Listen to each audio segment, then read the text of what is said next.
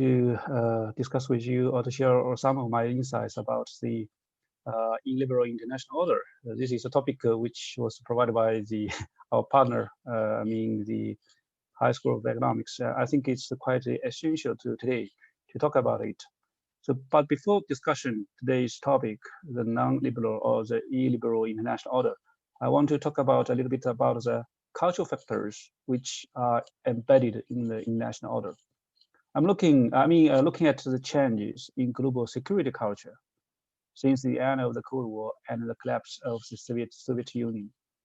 So in the process of globalization in the post-Cold War period, a cooperative security culture has emerged. It is embodied in the following three aspects. First, we call it as open security.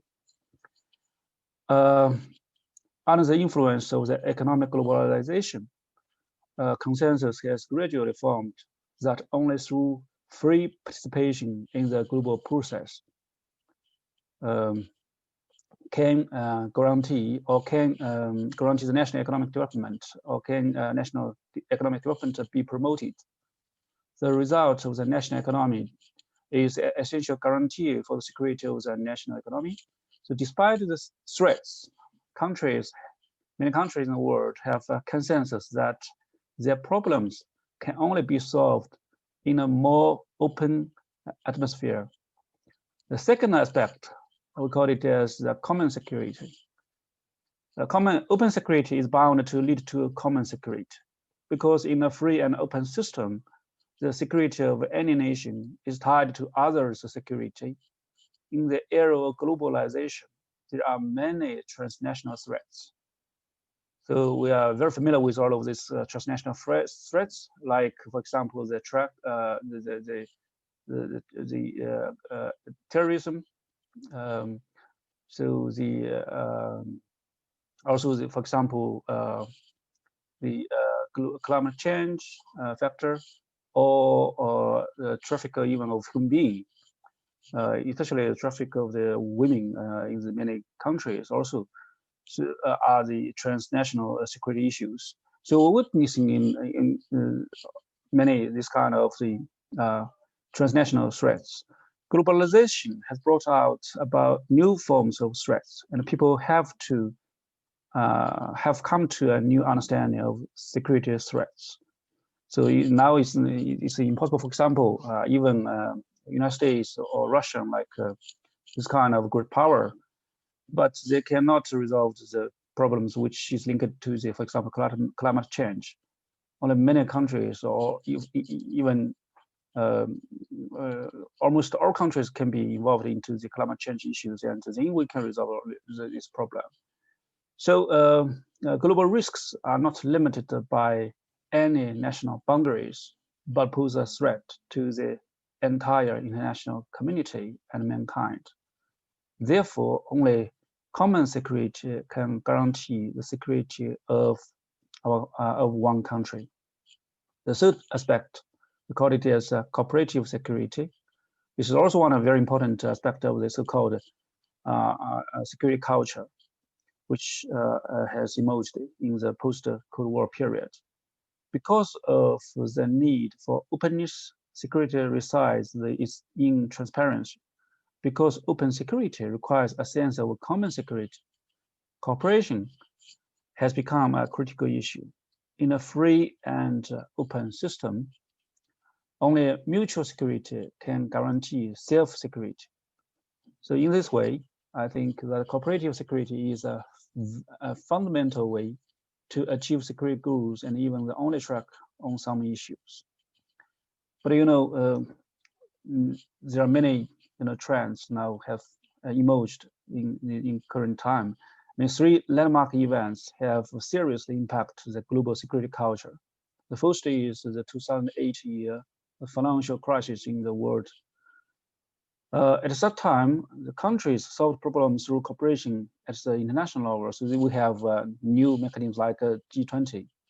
However, since then, there have been a variety of strong different voices on the security issues.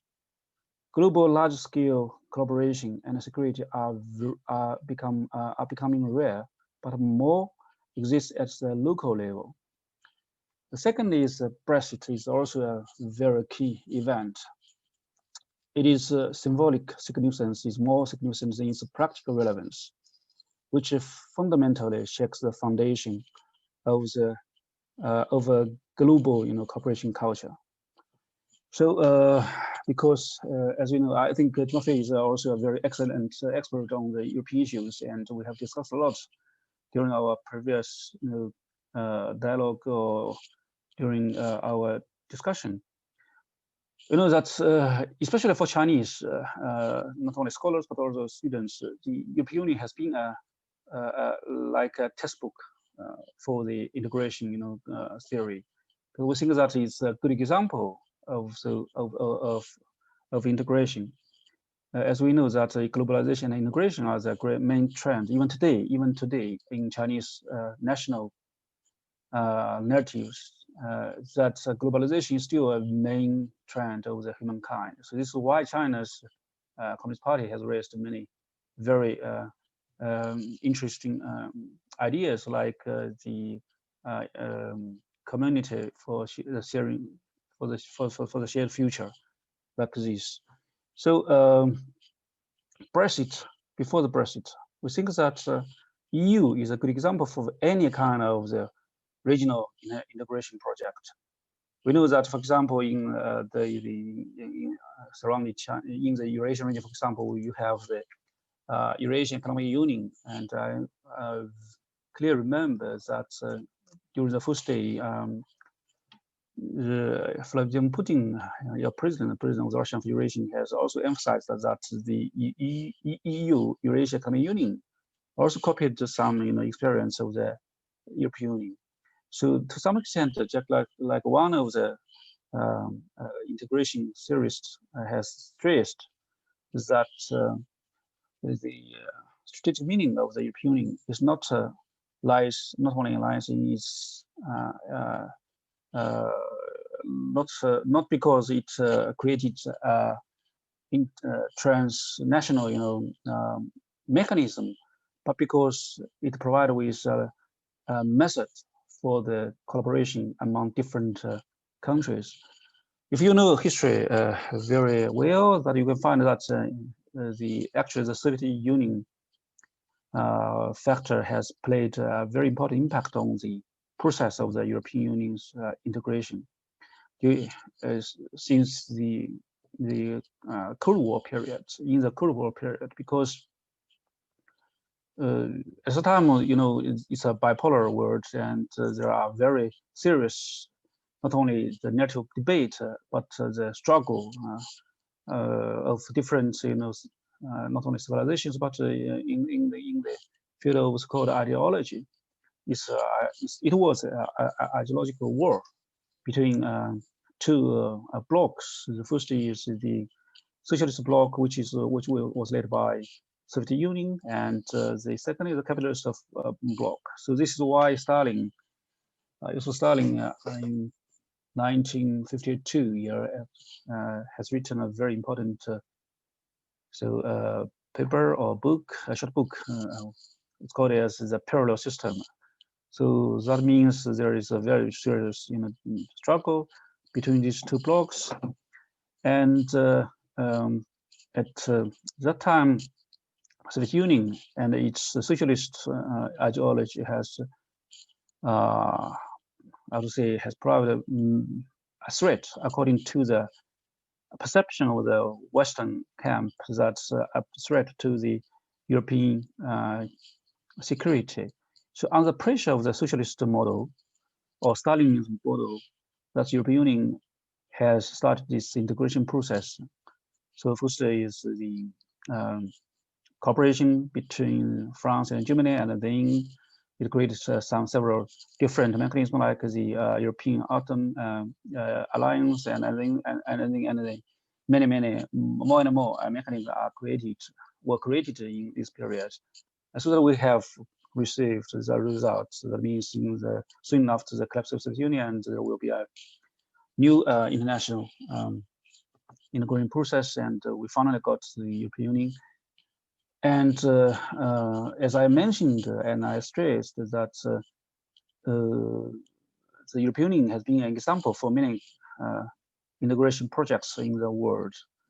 So the Brexit is not only the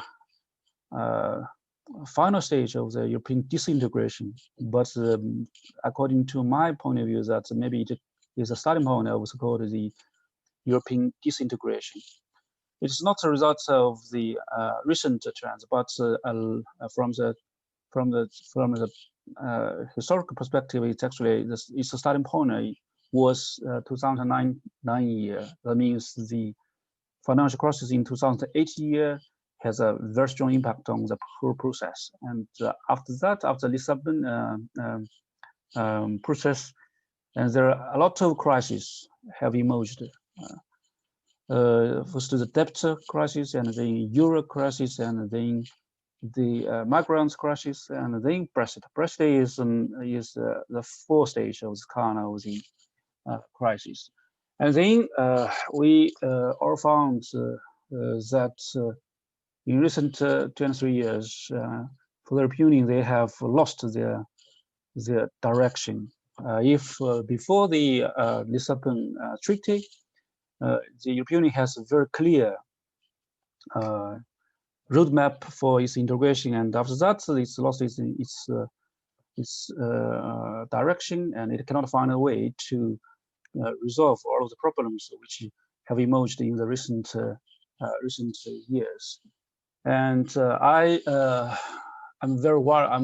I'm worrying about its future, because the leader of the European Union has no way to resolve the problem, and they even were talking about one of the scenario of the European Union, and one of the scenarios is called a multi-speed Europe. You know, it reminds me of the CIS, Commonwealth of the Independent States. That means in the 1990s, there was also a period that the CIS countries also have no way and has lost its direction, and they also decided to allow the so-called multi-spirit integration within the framework of the CIS. So now we are witnessing the results. That means the CIS is almost doesn't work at will, and the CIS countries has fragmented into many mechanisms. So some of the mechanisms is not controlled by Russia, and some countries have joined into the blocks or into the so-called cooperative projects, which is led by the European Union or the West. So it is there was a deep line between these CIS countries. So I mean, Brexit is not a result of the recent trend, but it has a very long-term impact on the whole process. So from this point of view, I would like to say that Brexit starts a new, maybe disintegration process of the European Union, and especially the COVID-19 this year has also a strong impact on the whole process. And the lockdown, which has been mentioned by Timofey during our before our official presentation, I agree with his point of view that lockdown in many countries, including in China, actually, it has a very negative effect on the impact on the globalization process and on the regional integration. Actually, we especially I mean I was how to say sometimes maybe 10 years ago we have had a discussion event with the Wadai Discussion Club in Shanghai, and Timofey also joining this event, and we prepared some discussion paper before the event. So there is 2 parallel papers. So I was one of the draft writer of the Chinese part of this paper, working paper. And at the time, I disagreed with many points of view with our Russian colleagues. I mean, the team led by the Sergei Karganov, your department dean, which is a leading expert, a Russian expert on the Eurasian integration. As I clearly remember the 3 key points of the Russian paper. The first is the main paradox or main confrontation or competition in the 21st century would be the confrontation between China and the United States. The second is the even China would like to remain in cooperation with the West, but the United States and its alliance in the world will enforce China into the competition, strategic competition and confrontation with the United States. The third is the Russian team insisted that the Russian is facing a good chance, which means in this process, in the strategic competition between China and America, and in the competition of the so-called the model competition. At the time, I mean, Sergei Karganov said that there was 2 models. One of the model is the liberal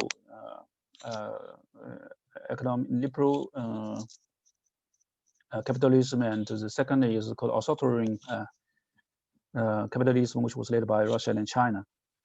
And in this confrontation, Russia will play a very important role because both sides, I mean, according to Russian scholars' forecast, is that Russia will become one of the key balancer between China and the United States. I mean, this is a history which today, how to say, as I mentioned that I disagree at the time almost about all of these 3 points, and I think that globalization will be the main trend, and cooperation, especially economic cooperation between China and the United States, are strong enough to guarantee its stability in bilateral relations. But I actually today I have to agree with almost all of these 3 points of view, which was made by the team leader by the Sergei Karganov 10 years ago. So that means integration was how to say, also lost its way, and disintegration maybe will be a main trend, and deglobalization will be main trend in the next maybe several decades even. The third aspect, I mean, the third events which has seriously impacted the global security culture is the Trump factor. Donald Trump was elected president of the United States in 2016. It is clear from the United States that a series of policies have had extraordinary destructive effect on the global cooperative security culture. COVID-19 is its peak. We know that during the presidency of Donald Trump, the United States has withdrawn from many international institutions, which was a fundament for the so-called global governance since the collapse of the Soviet Union. But nowadays, all of the fundaments of the so-called liberal international order are checked by Donald Trump and by the United States. We don't know when Biden won the election, and there will be many changes in the direction. I'm not sure. I'm doubt that maybe there will be not so many changes. So to some extent, I agree with also the conclusions made by also by the discussion club about that the word disorder, we are witnessing a word disorder. So the above incident shows that the cooperative security culture has encountered a significant crisis. The main manifestations are the follows. The first, open security is eliminated by closed security. This is true of the so-called fortress, exemplified by the decoupling policy. Now also it's become the official policy of the United States towards China. The second is to construct an enemy that disintegrates common security. The common security requirement does not define any party as an enemy, but as a partner. Nowadays, creating an enemy has become an essential consideration for many nations, for many countries, especially for the United States. So it defines now, even for the next maybe President Biden, also defined Russia as a main threat, and China as also a potential threat, maybe also the main competitor for the United States national interests. So the United States is an obvious example for us. It is creating an enemy. A third factor is that the security cooperation should be broken up with a conflict narrative.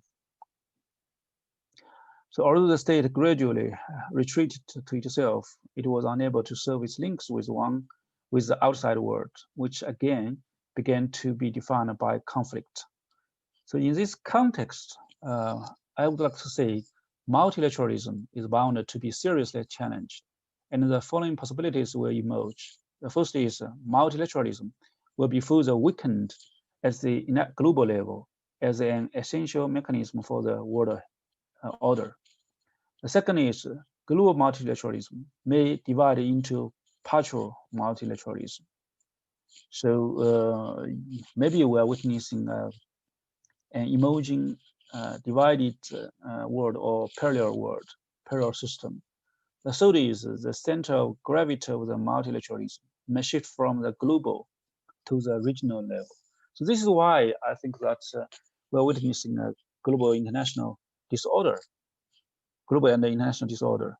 That means the first factor is about I'm talking about is about the globalization. So deglobalization I have mentioned in my presentation. That means maybe it will become a partial globalization because globalization as a global trend after the collapse of the Soviet Union, I mean, it was welcomed by many countries in the world, China especially, and we got it from it a lot of economic benefits, and many countries actually also received a lot of dividends from this trend. But the problem is the globalization also creates a lot of troubles, a lot of problems. One of these is the development trap. So not only the trap between crucial trap between the developed countries and the developing countries, but inside one country also there's between different groups, different social groups. So especially, I think the United States also is an obvious example. And inside many countries, there are a lot of crucial trap between different groups. So that is why populism are now become so popular. It's not only a local phenomenon, but a global phenomenon. So there is populism in the United States. American first is one of the slogan of this kind of populism, and also we are witnessing the emerging populism in Europe, so Italy, in Czech Republic, in France, and Germany also, and also Hungary, and so on. So in Asia also, so where the global multilateralism may divide into partial multilateralism, and also center gravity of multilateralism may shift from the global to the regional level. This is why, because I mean, the regional actors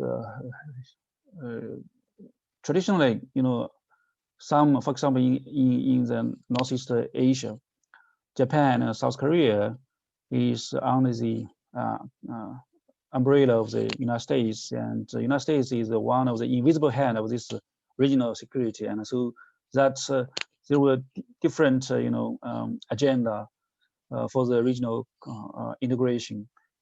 So this is why there is so-called, we can find that there are different projects like RCEP, and also on the one hand, and on the other hand is TPP. Its origin, as we know, is the TPP, which was also an American project. So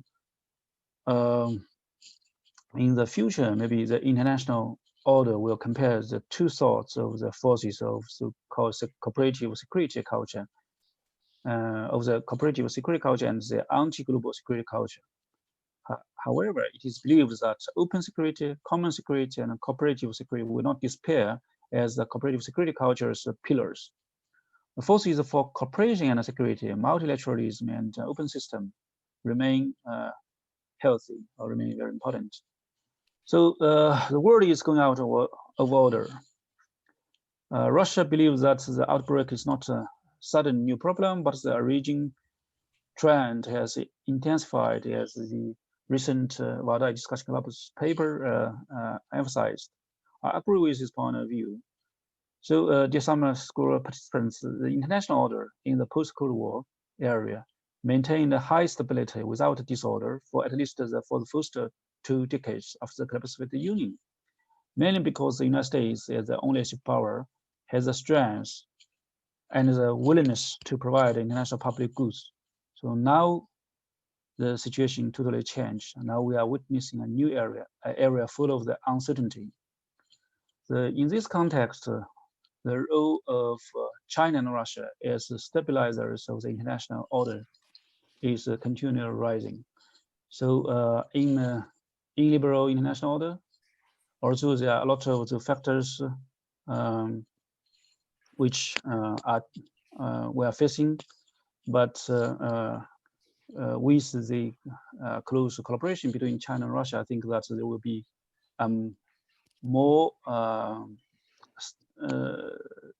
and more, how to say, we will resolve many problems, and not only the bilateral cooperation between China and Russia, but there are also many multilateral mechanisms like the BRICS, like the Shanghai Cooperation Organization, because I think that the multilateralism are important for is quite important, quite critical for the so-called post-Cold War or the post-American world order, or the illiberal international order.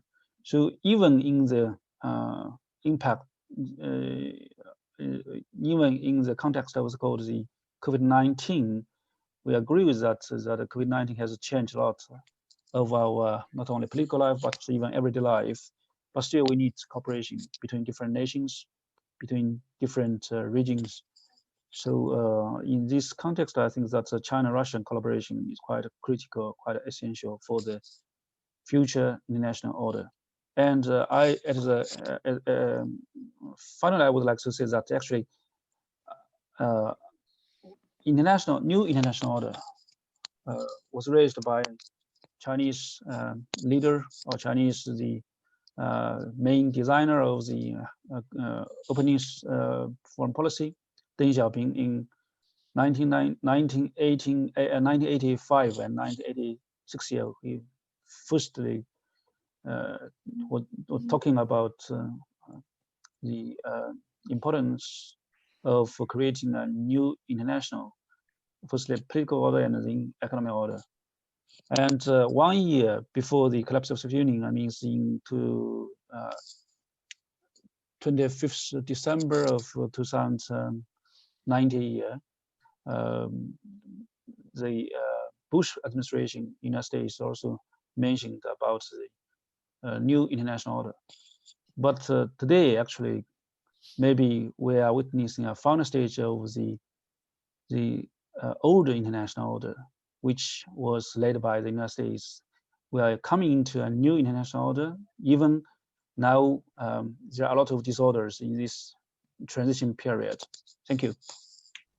Thank you very much. It was an impressive overview of the current international developments and the most important trends we are facing. I always enjoy the interventions of Yan Chэн because he is always absolutely excellent in combining the very much in-depth theoretical approaches with the very good, precise knowledge of the concrete foreign policies and bilateral relationships.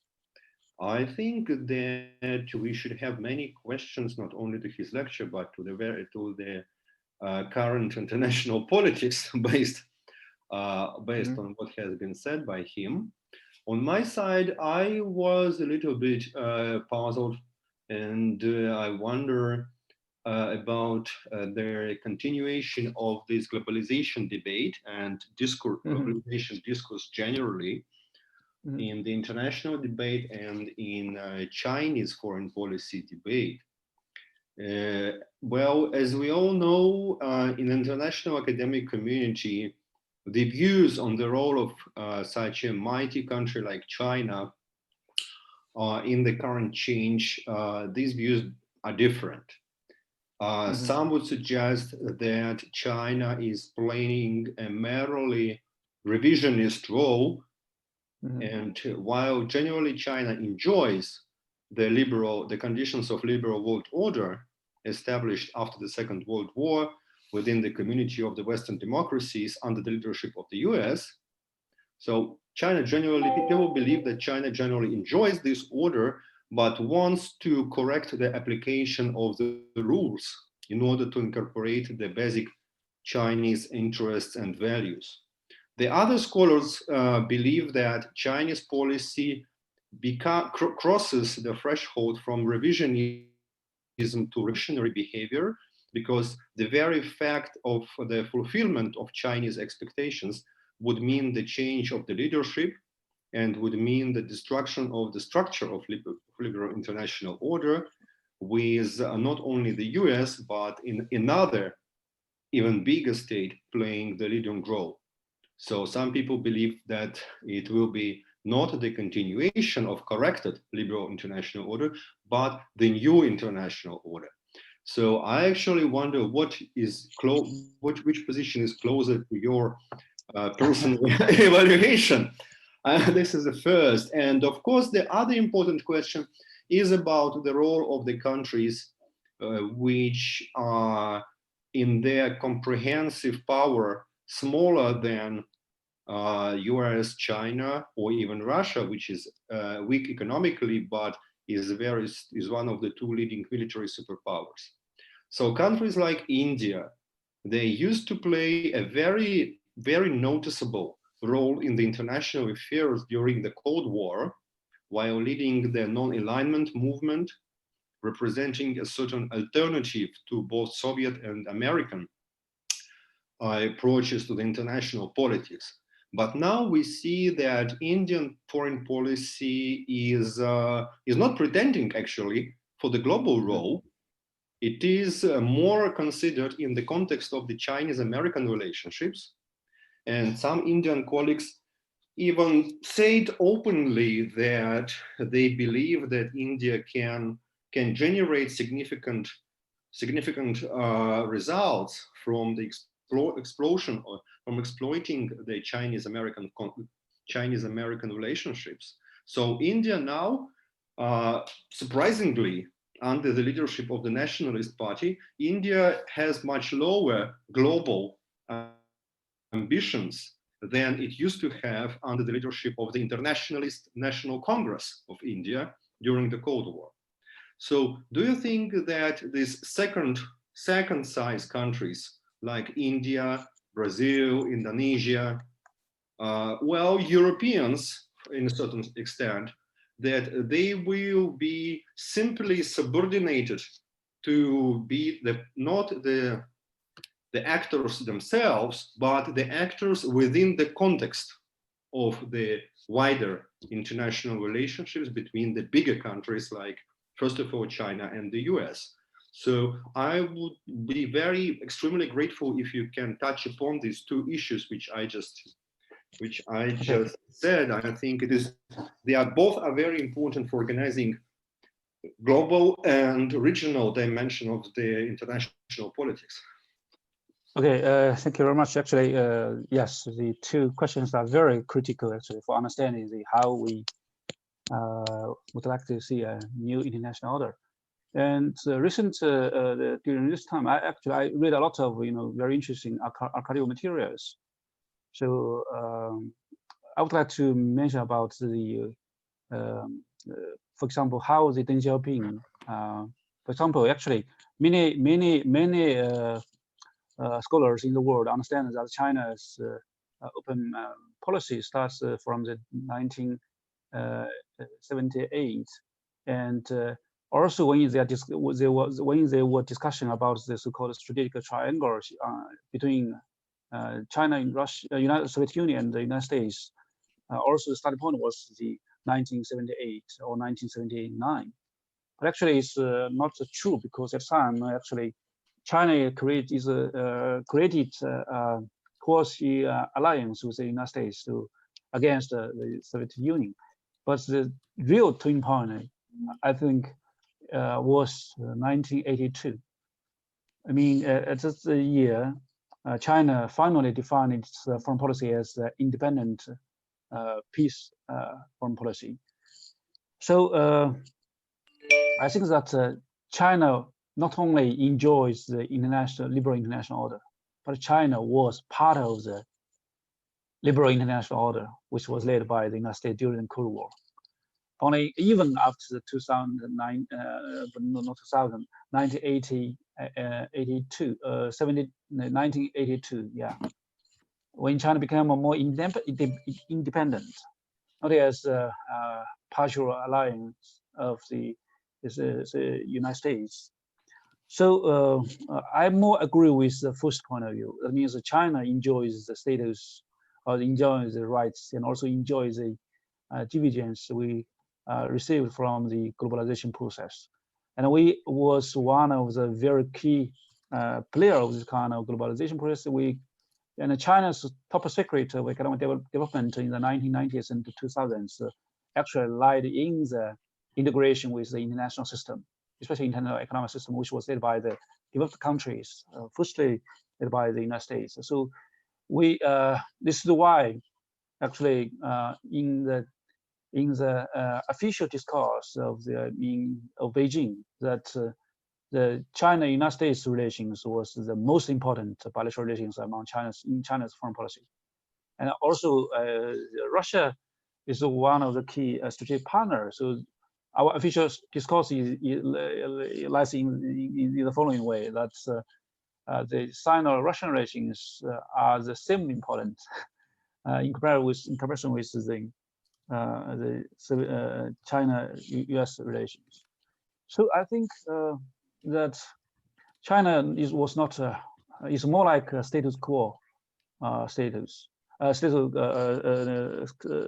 quo country, not like a revolutionist country.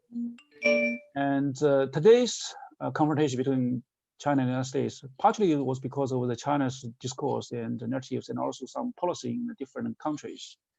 I mean, especially with the initiative was called One Road, One Belt and Road Initiative in 2013, and it's almost at the same time when Xi Jinping came to power. So the United States changed its policy toward China. But the starting point was not the 2012 or 2013 year, but also several years ago. I mean, the 2008 and 2009 year. It's also because of the impact of the global financial crisis. Firstly, is orientated in the United States, and also because as time the United States firstly raised initiative to establish a so-called G2, China-America, but China refused. So I think that today's confrontation between China and the United States, firstly because its origin lies in the misperception or misunderstanding of each other. So when China refused G2, China-America initiative, United States' perception is that, okay, even you would not like to become so-called the secondary important country in the world. So that means maybe you want to become the you want to play as the most important role. That means instead of the United States as playing a role as a new hegemon. So this is a perception issue actually. So China today, even I think that China was not a superpower. So I disagree with the new conclusion of the World Economic Club. But even Vladimir Putin this time mentions that China and the United States are superpowers. No, China was not a superpower. China now is not a superpower, and maybe in even 10 years or 2 decades later, maybe China has a potential to become a new superpower, but not now. So that means a lot of problems inside of China, and I would like to call China as a supersized power, but not a superpower. Supersized means the population, and here also I would like to say Deng Xiaoping has mentioned China was at the same time as a great power, also as a small power in the 1980s. When he was talking about the great, it means the population size, means maybe the GNP or GDP size. But when we mentioned about the smallness of China, he mean the GDP per person. I mean, so not only there are also a lot of inside China, a lot of challenges we are facing. So I think that China is not trying to challenge the United States primacy in the world, but the problem lies in the following. The problem is that the United States now perceive China as a challenger. So even I mentioned it several times in different conferences that many times when we even our narrative or discourse about the greatness of the China and about the initiative, Belt and Road Initiative, it's more internal, domestic drive, initiative, and also is mechanism was called the legitimacy issues of the Chinese Communist Party and personally even President Xi Jinping, so that China would like to maintain its role in the globalization. We welcome globalization, and if you maybe you know that 2 days ago, Chinese President Xi Jinping said that we would like to join in the CPTPP even. So I think that the openness foreign policy has not totally changed, and China would like to become one of the leading power in the global governance, but not the only hegemon. So this is my answer to the first question. Second is about the role of this you call secondary, nation. No, it's not a secondary. Especially Russia. I mean, let's use the term used by Michael Mann, excellent leading expert on sociology in the United States. He says that the society has 4 pillars of the national power. The first is economic power, and then political power, ideological, and also military power. If we compare these different nations, different so-called great powers in the world, you can find that China, United States, and Russia have different advantages and disadvantages. United States is one of the best nations in the world which has more balanced, comparative national power. That means the 4 pillars of the so-called state power are more balanced than Russia and China. Russia is quite strong in the military power. China is very strong in the economic power.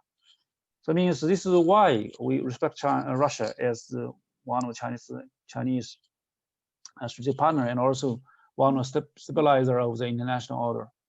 Just it is because that the military power the military power, how to say, can enforce others to do something even it has no willingness to do so. So this is why Russia will play a key role in the global governance. I think even its economic power is not so great or so strong as the other major powers. And the same with India, I think. China is strong in the economic power, but it's a lack of its very weakness in many other three pillars. We are catching up, but it needs some time. So this is why I think that if the China-US strategic competition continues and the confrontation even, and I think that Biden's election, won the election, does not mean that it will lead to a more peaceful coexistence between China and the United States, but actually we have some time window, maybe half a year, because firstly, Biden will try to, make a divided United States society to become more integrated, and it takes some time, maybe half a year, but it's a mission impossible. So that we will later, I think, will turn to the international agenda and will use the traditional, way to create the so-called the bloc politics or some alliance politics, and to use this way to contain, it's called new containment maybe. So that's, in this context, maybe India is right to some extent, because even, and something Russia is also trying to play this kind of role. Timofey, am I right? Because you saw two monkeys, in this, in the top of the mountain, and to see that the two tigers are fighting.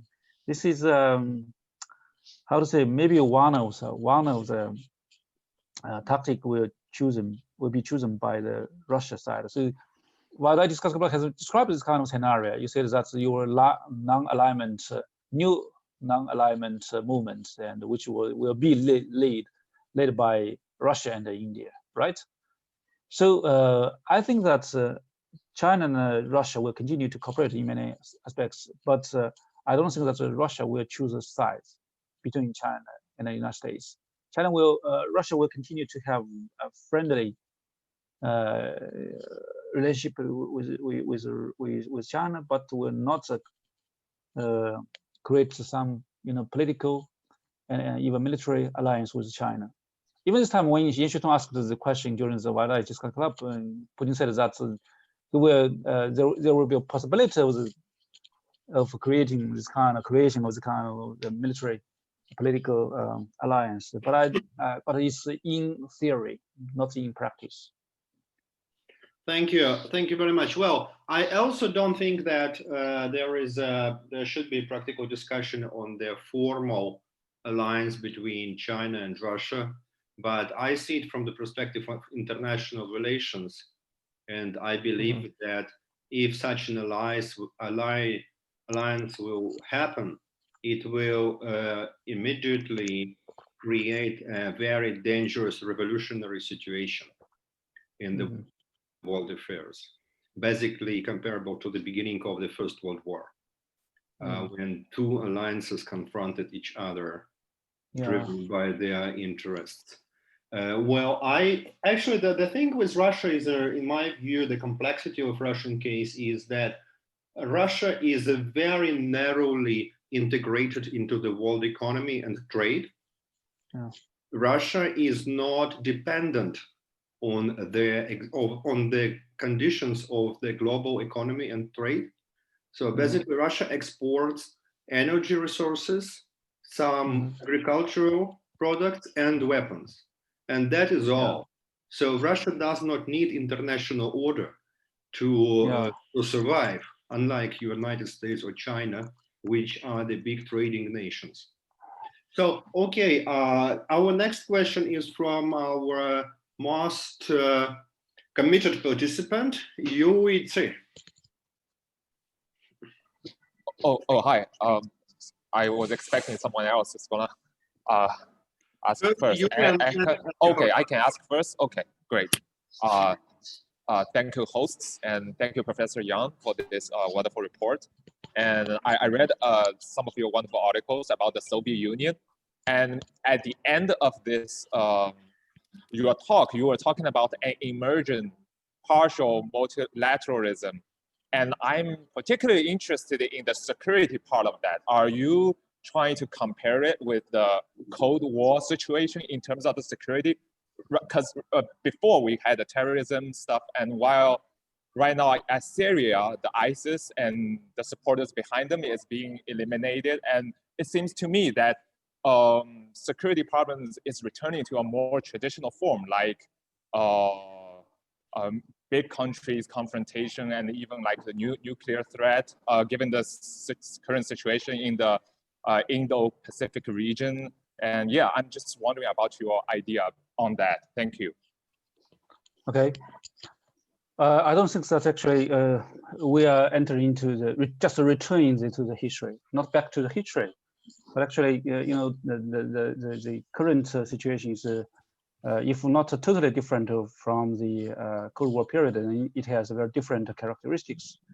I mean, on the one hand, that after the collapse of the Soviet Union, after the end of the Cold War, the whole world has entered into a full and deep integration between different countries. China also integrated into this system, as I mentioned during my presentation. So that yes, we are witnessing a return of the country, of nationalism, of populism, and also of geopolitics. But it's not a new phenomenon. I mean, even the return of the geopolitics, we think that the starting point was the 2003 when the Iraq War, the second Iraq War. So at the time, even in Europe, there was an axis of so-called Berlin, Moscow, and Paris,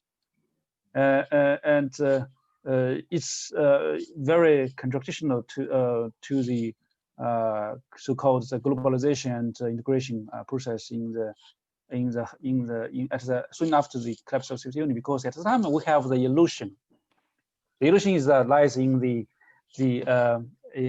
geopolitical or geoeconomic imagination of the future, or in the discourse of the so-called new international order. I mean, at the time that we were talking about the end of the history, and we were talking about it at the end of the geography. Maybe many experts know that the end of the history, but don't know well about the end of the geography. Actually, the thing that when the Soviet Union collapsed and when the socialist bloc collapsed, and the gap between the socialist bloc and the capitalist bloc disappeared, and the boundaries before during the Cold War, its main function was to interrupt all of the connection between different worlds, between different countries. But after the collapse of the Soviet Union, the function changed into, instead of the interrupt, but erupting function into the connection. So from disconnection to the interconnection, the role totally changed. So that's the whole international system has actually become the interconnectivity between one of the main characteristics of this kind of a system. And I don't think that the interconnection or interdependence will disappear in the very short term. So it's even we call it deglobalization now is a new trend, but it does not mean that it's also the deglobalization process will soon end in the very near future. And this is why, for example, here is a good example that even the United States used the so-called decoupling strategy toward China, but actually in last year, the trade volume between these two countries were increasing. So I don't think that there will be a deglobalized world, but it will be a different world, globalized, still globalized, but with very low speed maybe. So this is a scenario which I'm thinking about. I think that the situation between the Cold War and the post-Cold War are different. So, okay. Yeah. Thank you. Thank you very much. Dear Yan Chэн, I must apologize in front of you and in front of some other participants who didn't have opportunity to ask their questions because we ran out of time. So the next session with the other speakers starts in 10 minutes. So we usually try to make this interruption, and with the Zoom, with the online format, it is always more important to hold the timetable very correctly. I'm very grateful. Thank you very much for being with us, for making this presentation, and I'm looking forward for our further fruitful cooperation between my faculty and your institution. Thank you. Sure. Okay. Thank you. Thank you. Yeah. Thank you very much.